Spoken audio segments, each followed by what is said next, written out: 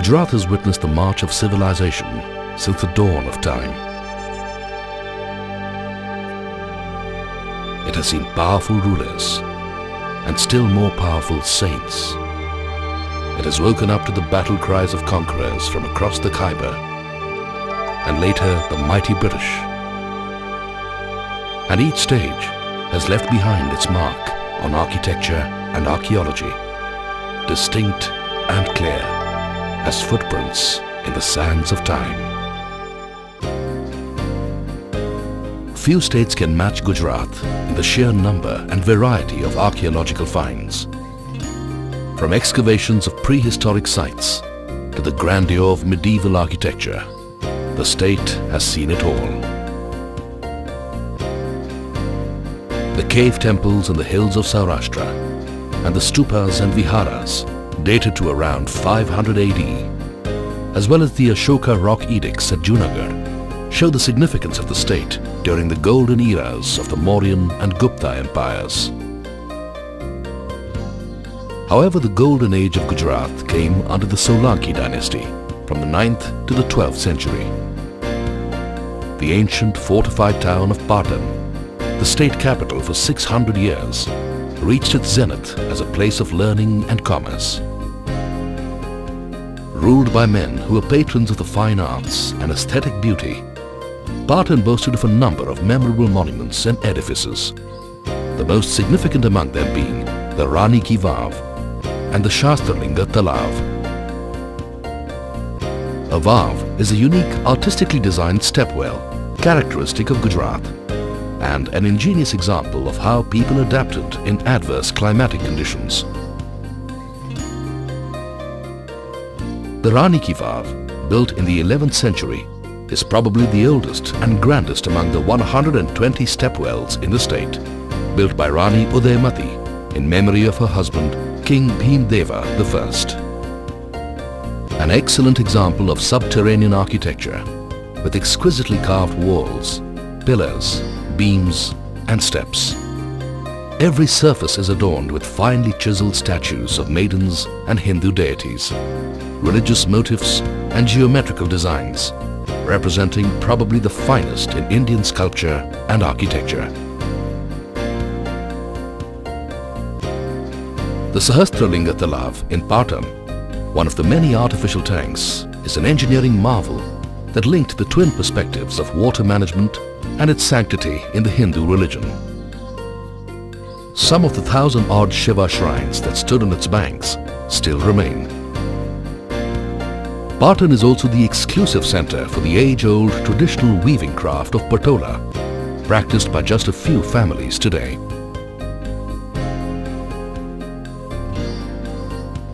Probably among the most magnificent of all archaeological monuments in Gujarat is the Sun Temple at Modhera, built in 1026 AD by Bhimdeva. On the morning of the equinox, the sun's rays illuminate the deity in the innermost sanctum sanctorum. The temple stands high on a plinth overlooking a deep stone-step tank amidst 108 shrines. 52 carved pillars depict tales from the Ramayana and Mahabharata. Every inch of the edifice is magnificently carved with gods and goddesses, birds, beasts and flowers. A few hours from Patan lies Vardnagar, a showcase of the history of 1,000 years. Famous for its stepwells, temples, heritage houses and torans or decorative gateways. One of the ancient towns of Gujarat, Vardnagar finds mention in the travels of the Chinese scholar Hyun Sang and other English historians. The toran or decorative gateway is the finest serving example of its type, with its carved column supports, wide stone beam and detailed sculptures. Ahmedabad, Gujarat's industrial and commercial capital, once Western India's most important royal capital, with its splendid palaces, imposing mosques, tombs and exquisite stepwells. Ahmedabad's long and prosperous historical past has bequeathed it a rich architectural legacy.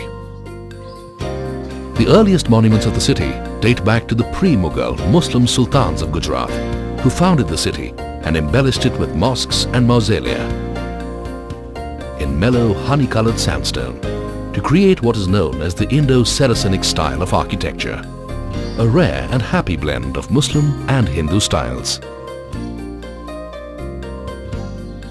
Gujarat, with its ancient traditions of temple architecture and fine sculptures, provided the Islamic rulers with artists who had generations of experience. Some of their works surpass the finest monuments in the entire Islamic world. While basically influenced by Hindu designs, their style was innovated upon to include Islamic tenets. Delicate filigree-like ornamentation is to be found in various examples of torans, stepwells, minarets, domes, arches and balconies. The mosque and tomb of Rani Sipri, once described as the most exquisite gem in Ahmedabad, was built in 1514. However, the ultimate culmination of this school of decoration was the Siddhi Sayyid Mosque, built in 1572, and celebrated the world over as a superb and peerless example of delicate carving that transformed stone into filigree.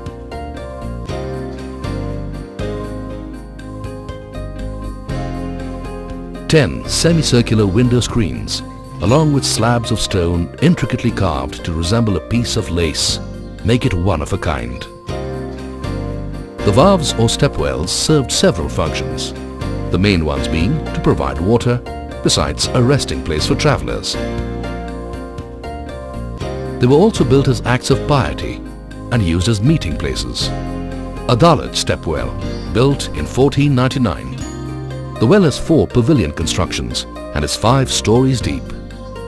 Richly carved, it has every pillar and wall surface covered with leaves and flowers, birds and fishes, and friezes of ornamental designs. The Sarkhej Roza. About 8 kilometers from the city lies one of the most elegant 15th century architectural complexes of Ahmedabad. Grouped around a great step tank are the tomb of the great saint, Ahmad Khatuganj Baksh, the mosque, which was once called the perfection of elegant simplicity, and the tombs of Mahmud Shah Begada and his queen, besides the palace and the pavilions. The buildings are remarkable for the complete absence of arches and the use of pierced stone trellises throughout. Rani Sipri's Mosque, a small exquisite mosque built in 1514 by a queen of Mahmud Shah Begada. The queen herself lies buried here. The shaking minarets. The amazing feature of these is that when one minaret is shaken, the other one vibrates too.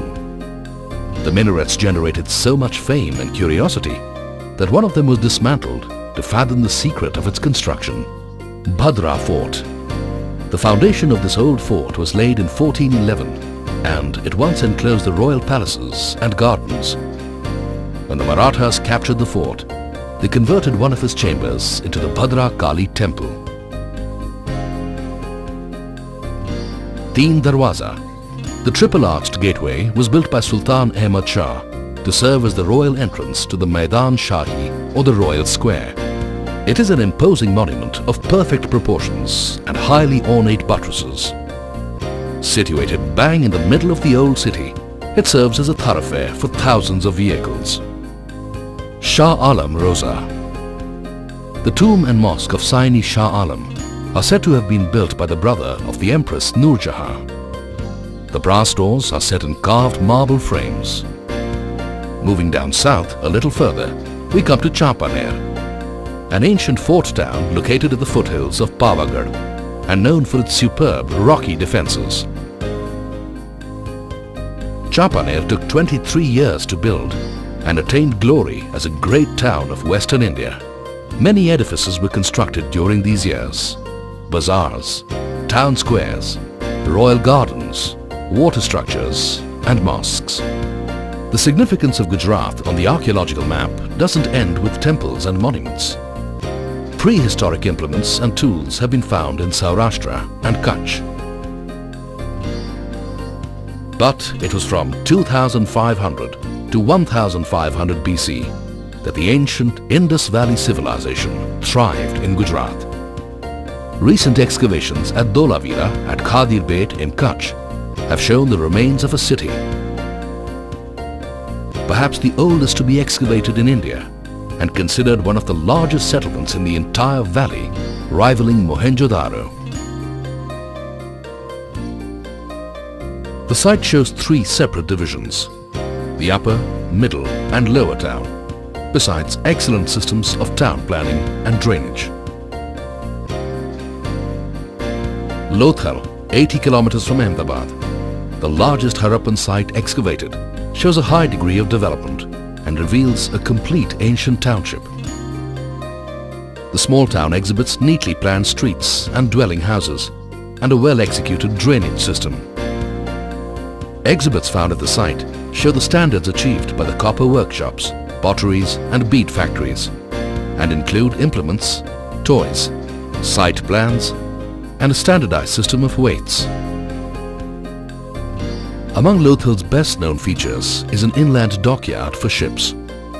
Comparable to some of the modern docks of today, it is rated among the great maritime achievements.